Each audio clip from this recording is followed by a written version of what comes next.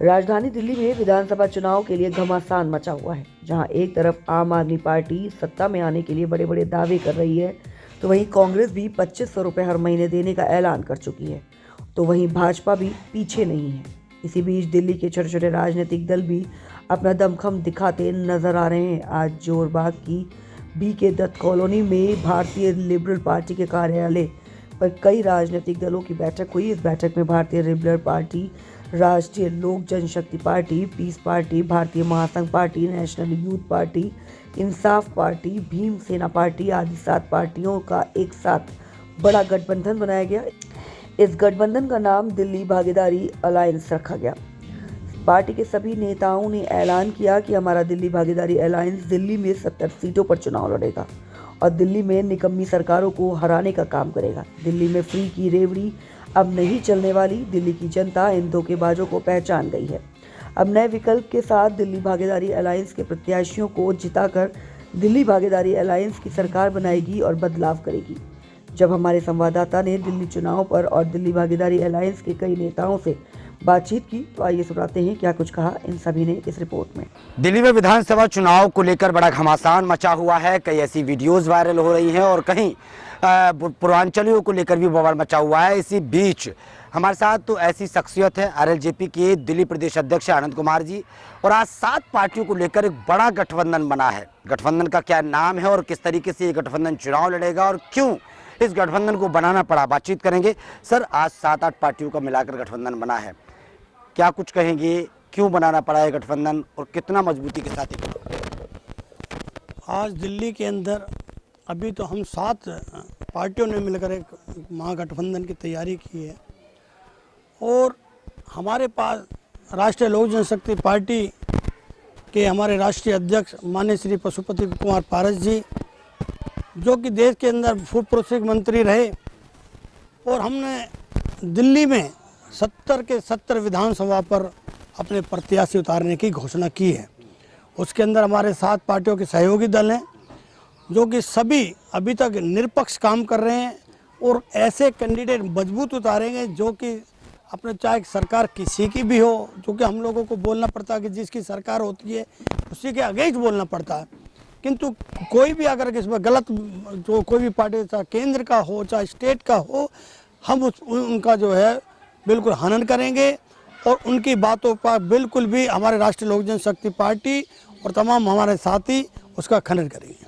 किन मुद्दों को लेकर लड़ाई लड़ने वाले हैं इस बार? आज हमारे मुद्दे बहुत सारे हैं।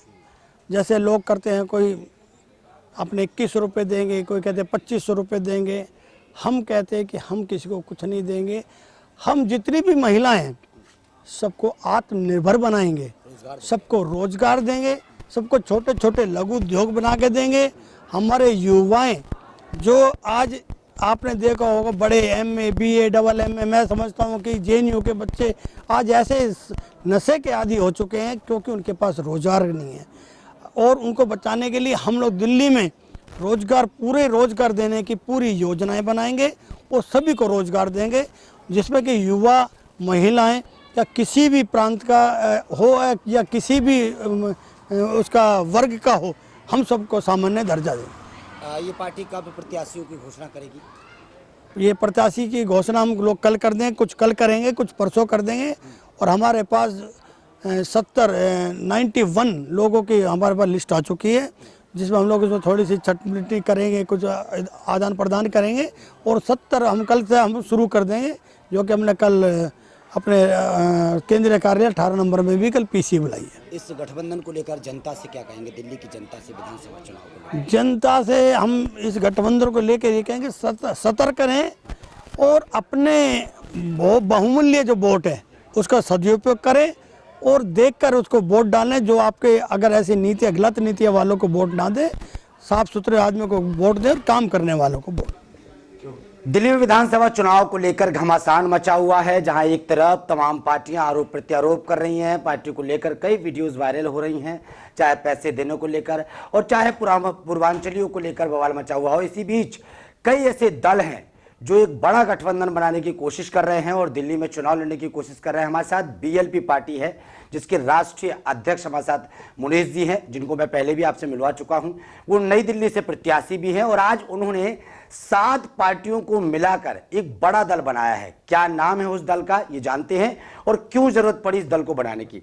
सर, क्या कुछ कहेंगे? आज की जो प्रेस कॉन्फ्रेंस थी, 7-8 पार्टियां आपके साथ अटैचमेंट हुई हैं, क्या नाम है इस दल का और इस दल को बनाने की क्या जरूरत थी इस गठबंधन में? दिल्ली भागीदारी अलायंस, DBA, इस अलायंस का नाम है इसका। इसमें हम लोग ये चाहते हैं कि दिल्ली से जो भ्रष्ट भस्मासुर बैठा हुआ है उसको तो हटाया ही जाए। साथ ही साथ हम ये कहते हैं कि दिल्ली में जब तक भ्रष्टाचार रहेगा तब तक इसका विकास नहीं हो सकता। चाहे कोई भी पार्टी आए, पार्टियां बदलने से काम नहीं चलेगा, पार्टियों के चरित्र बदलने की आवश्यकता है। अपने देश में पॉलिटिक्स की कल्चर बदलने की आवश्यकता है। 14 साल पहले अन्ना आंदोलन शुरू हुआ था, उसके बाद बड़ी बड़ी बातें बोली गई लेकिन कुछ निकल के नहीं आया। अब समय आ चुका है कि उस अन्ना आंदोलन के संकल्प को 14 ईयर्स होने वाले हैं, उस वनवास से निकाला जाए और फिर से शुचिता की राजनीति एंड पॉलिसी बेस्ड पॉलिटिक्स फिर से शुरू की जाए। मुनीष जी, विदेश में आपने पढ़ाई की है, विदेश में आप रह रहे थे, विदेश से आने का दिल्ली में आपका मकसद क्या है, मोटो क्या है? क्या लगता है कि दिल्ली में किस तरीके की राजनीति हो रही है? क्योंकि जहां फ्री की बात की जाती है, चाहे फ्री बसों की बात हो, फ्री पानी की बात हो, फ्री बिजली की बात हो, सड़कों की बात हो, नाली की बात हो, इन मुद्दों को देखकर आपको क्या लगता है कि दिल्ली की राजनीति किस तरीके की चल रही है? दिल्ली में जो इस वक्त राजनीति है वो बड़े गंदे स्तर की, निचले स्तर की राजनीति है। जो बेरोडी कल्चर की बात आपने की कि किस प्रकार से फिर भी बांट के जनता को वहाँ पे बगलाया जाता है, उनको थोड़ा सा फायदा देके ये दिखाने की कोशिश की जाती है कि हम आपके विकास का काम करें, लेकिन जो पॉलिसी के मुद्दे हैं, नीतिगत मुद्दे, उन पे कोई काम नहीं हुआ। दिल्ली में पिछले 10 सालों से लगातार, ध्यान दीजिएगा, 10 सालों से पॉलिसी पैरालिसिस है। यहाँ पे दिल्ली को अबेंडन किया गया, दिल्ली में लिटरली दिल्ली को ऐसे छोड़ दिया गया। यहाँ पे कोई विकास का काम नहीं हुआ। इस वक्त जो दिल्ली की हालत है वो काफ़ी ख़राब है। आप पानी की अवस्था देख लीजिए, पानी की व्यवस्था देख लीजिए, जितने भी डिपार्टमेंट्स हैं उन सब में बुरी हालत है। सिविक कम्युनिटीज़ कोलैप्स हो चुकी हैं एवं भ्रष्टाचार का बोलबाला है। दिल्ली जल बोर्ड का स्कैम, लीकर स्कैम, अन्य स्कैम, ये देखिए मदिरा स्कैम, और स्कूलों में या अस्पतालों के बारे में कुछ हाइप क्रिएट कर दिया गया जबकि हुआ कुछ नहीं है। आवश्यकता इस बात की है कि फिर से जो एक एक्सिस होता है कि रिस्पॉन्सिबिलिटी, अकाउंटेबिलिटी और कल्पेबिलिटी के इस एक्सिस को स्ट्रॉन्ग किया जाए ताकि ठीक ढंग से काम हो, न किसी बातें हो। जब तक हम जवाबदेही नहीं लेके आएंगे, जब पॉलिटिकल पार्टियों ने जो बोला, जो मैनिफेस्टो में बोला गया, उसको अगर वो एग्जीक्यूट नहीं कर पाती हैं तो उसके लिए दंडात्मक एक प्रावधान होना चाहिए ताकि हम जनता यानी कि उनको जवाबदेही बना पाए। इसलिए मैंने कहा जवाबदेही, रिस्पॉन्सिबिलिटी, जवाबदेही एवं कल्पेबिलिटी का। मुनीष जी, लेकिन आपकी सीट बड़ी हॉट मानी जा रही है। भारतीय जनता पार्टी के प्रत्याशी परवेज वर्मा जो लोकसभा के सांसद रहे हैं, उधर अरविंद केजरीवाल मुख्यमंत्री रहे, उसके बाद आम आदमी पार्टी के खुद मुखिया भी हैं, वो भी कहीं ना कहीं चुनाव लड़ रहे हैं। क्या लगता है, और कांग्रेस ने भी संदीप दीक्षित को उतारा है जो कि माना जाता है कि भाई वो भी एक दिग्गज नेता हैं, उनके सामने आपकी कितनी कट्टरता की लड़ाई होने वाली है इस बार, खासकर अगर बात की जाए आपके इस गठबंधन की? देखिए, आपने दिग्गज शब्द बोला, यही तो प्रॉब्लम है। दिग्गज वाली कोई बात ही नहीं है। जो नेता डिलीवर न कर पाए, जो अपने वादों पे खड़े न उतर सके, उनको दिग्गज कहना गलत बात है। जनता ये चाहती है कि जो चुने हुए प्रतिनिधि हैं वो काम करें, वो अपने एक आउटपुट दें और उनकी एक रिपोर्ट बननी चाहिए कि उन्होंने अल्टीमेटली जनता के फायदों के लिए, जनता के सुखों के लिए काम किया। अब देखिए ना, जैसे मैंने रेवड़ी कल्चर की बात की, रेवड़ी कल्चर से और आगे स्टेप ये बढ़ा चुके हैं, यानी कि इनको फ्रीबीज बांट के भी इनको संतोष नहीं है। ये लोगों को इतना बेवकूफ़ समझते हैं कि अब उनको कैश पर वोट देने लग गए हैं। मतलब यहाँ पे बीजेपी के कैंडिडेट ने तो 1100 रुपये, इतना अनएथिकल उनका बिहेवियर है कि 1100 एक्चुअली में बांट दिए। अच्छा, बांटे भी बड़े डिवाइसिव वे में कि कुछ महिलाओं को दे दिया जिनका वोटर आईडी कार्ड नहीं है। जो महिला के पास वोटर आईडी कार्ड नहीं है, क्या वो दुखी नहीं हो सकती? क्या उसको पैसा नहीं चाहिए? उसके अलावा आप ये देखिए कि हिंदू मुसलमान केस में मुस्लिम फीमेल्स को इन्होंने पैसे नहीं दिए।